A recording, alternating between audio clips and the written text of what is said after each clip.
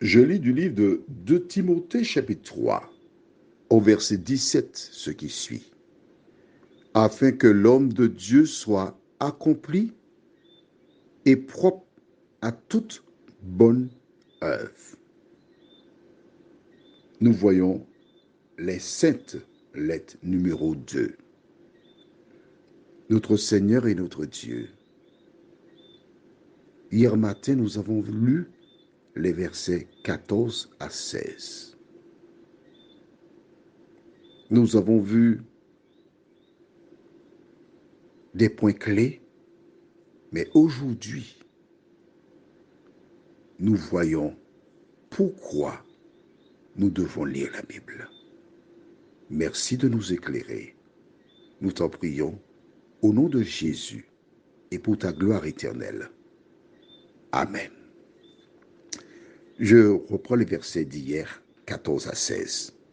Toi, Jacqueline, Pierrette, Élodie, demeure dans les choses que tu as apprises et reconnues certaines, sachant de qui tu les as apprises. Dès ton enfance, tu connais les 7 lettres qui peuvent te rendre sage à salut par la foi en Jésus-Christ. Toute écriture est inspirée de Dieu et utile pour enseigner, pour convaincre, pour corriger, pour instruire dans la justice.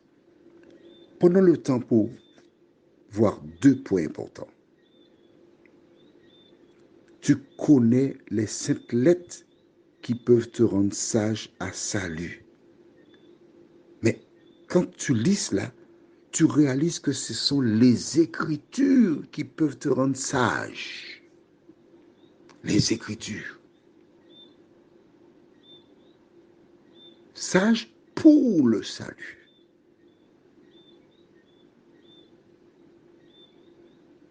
Et ensuite, au verset 16, toute Écriture, nous avons expliqué déjà hier que les Écritures, ce ne sont pas les 66 livres que nous avons aujourd'hui, qu'on appelle communément la Bible. C'est pas cela.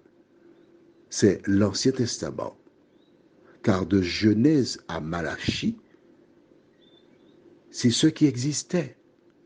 Et dans les tentations, on a vu la première parce qu'il reste 2 autres, Jésus répondra toujours, il est écrit, et citera des références de l'Ancien Testament. Et il dit, il est écrit. Or, entre Malachie et Matthieu, 400 ans se sont écoulés. Quand Paul dit toute écriture, il fait allusion encore à l'Ancien Testament parce que le Nouveau tel que nous avons là aujourd'hui n'existait pas. Et donc, l'Ancien Testament est inspiré de Dieu et utile pour faire quoi? Pour enseigner, pour convaincre. Ce n'est pas un homme qui doit te convaincre, ce sont les Écritures. Ce n'est pas un homme qui doit t'instruire, ce sont les Écritures. Et ensuite, pour corriger, c'est-à-dire que tu as reçu une éducation, on t'a expliqué des choses et tu avances selon l'enseignement reçu. Mais les Écritures sont là pour corriger, pour t'aider à revenir ou venir sur le véritable chemin et pour instruire dans la justice. Pourquoi? Afin que l'homme de Dieu, pas l'homme, non, mais l'homme de Dieu, c'est-à-dire que l'homme qui a choisi Dieu, l'homme qui veut faire plaisir à Dieu, l'homme qui veut marcher avec Dieu, il soit accompli et propre à toute bonne œuvre. Ce sont les Écritures qui te permettent de faire cela. Comme j'aime les métaphores, l'Écriture c'est quoi? Un beau tableau, magnifique. Ce qui fait la différence entre certains tableaux, c'est la signature du peintre. J'ai vu en allant au Venezuela de très beaux tableaux magnifiques. magnifiques. Mais les peintres sont inconnus. Donc ces derniers les vendent quoi? À l'époque, 50 francs. Bon, on va dire 10 euros, 20 euros. De beaux tableaux. Mais lorsque bas du tableau, c'est marqué Michel-Ange, Rembrandt, Picasso, ça c'est autre chose.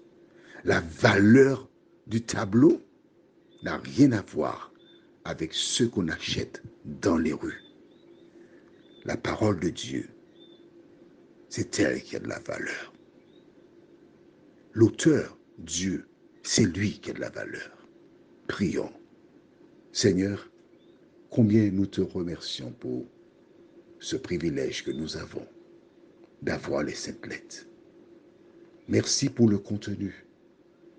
De nous aider chaque jour à marcher avec crainte et tremblement devant ta face, afin que nous soyons accomplis et propres à toute bonne œuvre. Nous t'en prions au nom de Jésus et pour ta gloire éternelle. Amen. Je te souhaite une bonne journée.